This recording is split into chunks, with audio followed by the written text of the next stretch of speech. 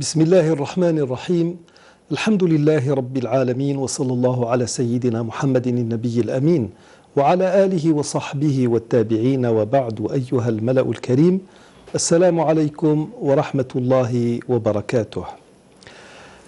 Nous parlerons aujourd'hui de religion. Nous parlerons de religion en tant que concept. Comment, me diriez-vous? La religion n'a jamais été un concept. Ça peut être tout au plus un mode de vie, si elle n'est pas confinée dans un système exclusivement cultuel. Alors, il est vrai que la religion, c'est un ensemble de pratiques, de dogmes, qui ont un rapport avec un principe supérieur, avec une entité suprême que nous, musulmans, nous appelons Dieu. Ça, c'est clair. Sauf que quand on étudie l'islam, et surtout quand on l'étudie en cette aube du XXIe siècle, le mot religion n'est plus un élément simple, ça devient un élément complexe au point de devenir un concept. Je m'explique. Alors tout d'abord, quand nous parlons de religion, nous parlons de rapport entre l'être humain et une entité supérieure, et cette relation ne peut être que verticale. Elle va de bas en haut et de haut en bas. Certains sociologues parlent des religions verticales, comme les religions dites monothéistes, et parlent aussi de religions horizontales quand nous sommes dans un système de pensée qui est plutôt païen, archaïque même. Quelque chose qui a rapport avec des divinités fabriquées, forgées par les êtres humains, tout simplement. Là, nous sommes dans ce que nous appelons le système des religions monothéistes, c'est-à-dire des religions qui croient en un Dieu unique. Sauf que, là encore, il va falloir faire un distinguo entre l'islam, le christianisme et le judaïsme. Dans le judaïsme, nous savons que les juifs et tous les prophètes des enfants d'Israël ont appelé au même monothéisme auquel a appelé Mohammed sallallahu alayhi wa sallam. Sauf que la religion juive telle qu'elle est conçue actuellement n'est pas une religion monothéiste au premier degré. Din tawhidi. Ça n'est pas le cas. C'est une religion qui fait beaucoup plus dans la monolatrie, c'est-à-dire que nous avons le Dieu suprême, l'éternel, le Dieu d'Israël, qui est Yahvé, que nous appelons Allah. Mais il y a à côté de ça des rabbins qui ont un pouvoir illimité, et nous l'avons déjà normalement dit dans certaines de nos émissions, à telle enseigne que la bénédiction d'un rabbin, selon le Talmud, n'est pas une chose aisée. Même Dieu dans le ciel aimerait bien être béni par un rabbin. C'est du moins ce qui est dit dans le Talmud. Et puis, à travers l'histoire, les Hébreux ont toujours été portés sur l'idolâtrie. Il y a eu l'histoire du veau d'or, qu'on va retrouver autant dans le Coran que dans le livre de l'Exode. Il y a eu, comme on le retrouve dans le livre des psaumes, des divinités qui ont été adorées en dehors de Dieu et auxquelles les Hébreux ont même fait des sacrifices humains, tels que Baal-Péor.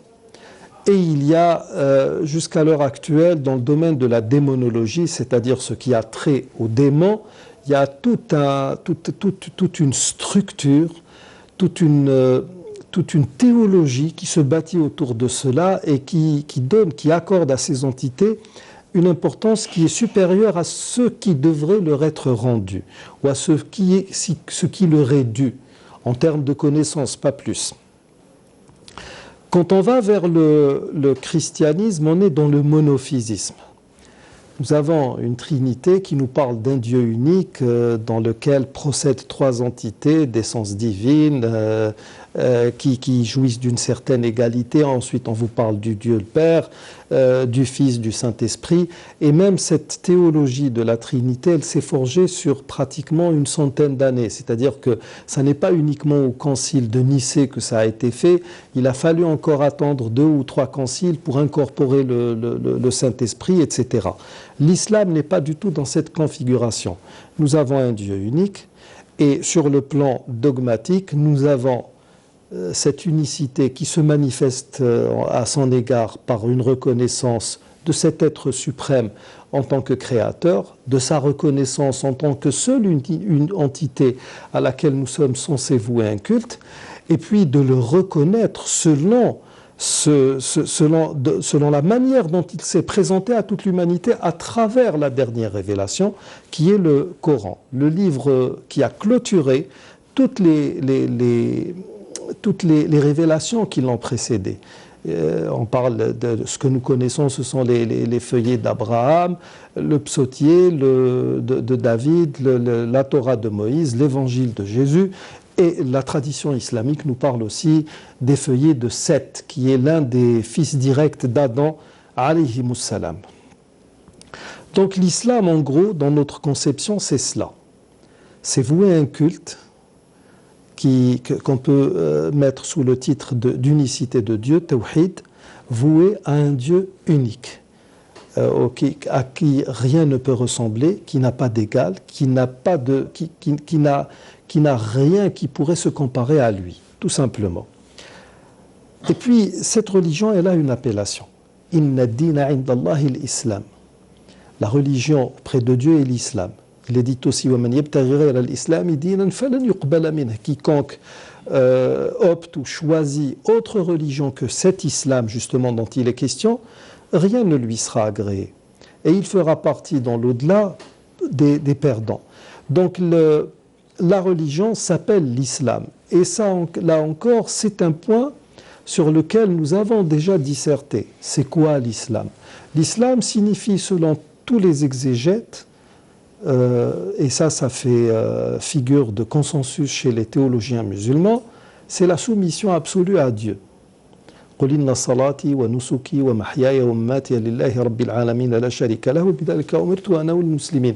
Dit donc ma prière, ma dévotion, mes actes cultuels, ma vie et ma mort appartiennent à Dieu, et c'est ainsi que se manifeste sur le plan pratique ce monothéisme ou cet islam. Certains vont voir dans cette appellation comme une manière de minimiser, de rabaisser l'être humain. Il y a un auteur français qui s'appelle François Joubert, un parfait inconnu, qui n'a produit rien qui puisse le mettre sur un piédestal, comme c'est le cas pour bon nombre d'auteurs, même si nous ne partageons pas leurs convictions. Il y a des auteurs comme Montesquieu, comme Rousseau, comme bon nombre d'auteurs français ou même américains ou de je ne sais quelle nationalité qui ont marqué leur génération par ce qu'ils ont produit. Cet auteur-là n'a pas été remarqué durant sa vie. À l'heure actuelle, il est très très connu dans les sites athéistes. Pourquoi? Parce que dans le modèle libertin et libertaire qui est venu après la Révolution française, cet homme a dit « quiconque se prosterne devant Dieu se façonne à s'agenouiller devant un roi ». Ça veut dire que la religion, c'est une sorte de produit soporifique fait pour engourdir ou endormir l'intellect et la raison, et qui ne peut que forger des gens qui sont prêts à la servitude devant des êtres humains comme eux. Alors que c'est faux. Et pour preuve, à travers l'histoire, à chaque fois qu'il y a eu un prophète, les premiers à l'avoir combattu, c'étaient les rois de son époque. Pourquoi? Parce que la religion gêne hautement les despotes, les régents et ceux qui ont une vision du monde qu'on peut qualifier d'unipolaire.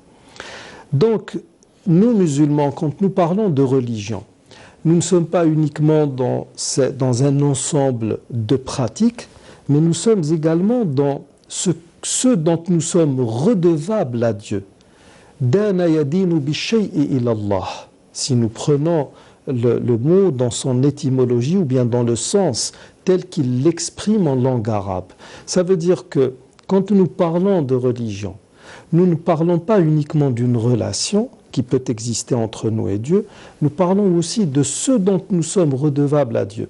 Et pour comprendre cela, il va falloir se défaire un peu de tout ce qui a trait à la religion pour revenir vers une science pure, vers des connaissances très très basiques qui vont pouvoir nous donner matière à comprendre tout cela.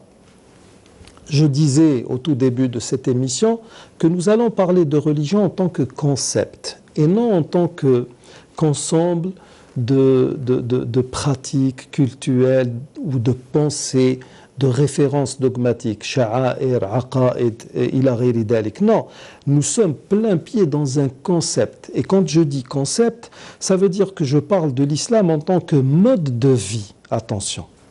Et là, il va falloir que chacun de nous fasse un maximum de recherche. Parce que nous sommes dans le devoir, si nous nous fions au Coran et à la tradition prophétique, non pas de nous référer de manière bornée et je dirais presque ubuesque au texte fondateur, mais nous sommes aussi dans le devoir de faire valoir, de faire travailler un peu nos raisons et d'aller dans la réflexion qui est, selon le Coran, une obligation religieuse. Alors comment peut-on parler de concept, honnêtement ? Nous sommes au XXIe siècle et certains sont d'avis que parler des religions, c'est quelque chose de dépassé. Je vous dis que non, parce que moi, dans l'islam, tel que je le conçois, tel qu'il m'est présenté, je suis dans un concept mais hautement élaboré. J'adore Dieu en fonction de quelque chose qui est inné en moi, et nous allons bientôt le voir. Je suis censé me tourner vers un endroit qui a son poids sur le plan historique, mais qui aussi joue un rôle prépondérant dans le règlement même de la rotation de cette terre, dans ce qui a trait à une harmonie qui fait vibrer et tourner ce cosmos dans lequel nous nous trouvons. Si je suis dans le jeûne, je suis plein pied dans une attitude purement sanitaire. Si je suis dans mon pèlerinage, je suis dans des formes d'adoration de Dieu qui vont revenir à une nature primordiale. Donc honnêtement, nous sommes très très loin de ce que pourrait être une religion telle que cela a été perçu ou consigné par ceux qui nous ont précédés. Et nous, musulmans du XXIe siècle, nous sommes dans le devoir de faire ce travail. C'est ce que nous verrons lors de notre prochain rendez-vous. D'ici là, je vous dis astawdi'ukumullah alladhi la tadi'u wada'i'ah. Wassalamu alaykum wa rahmatullahi wa barakatuh.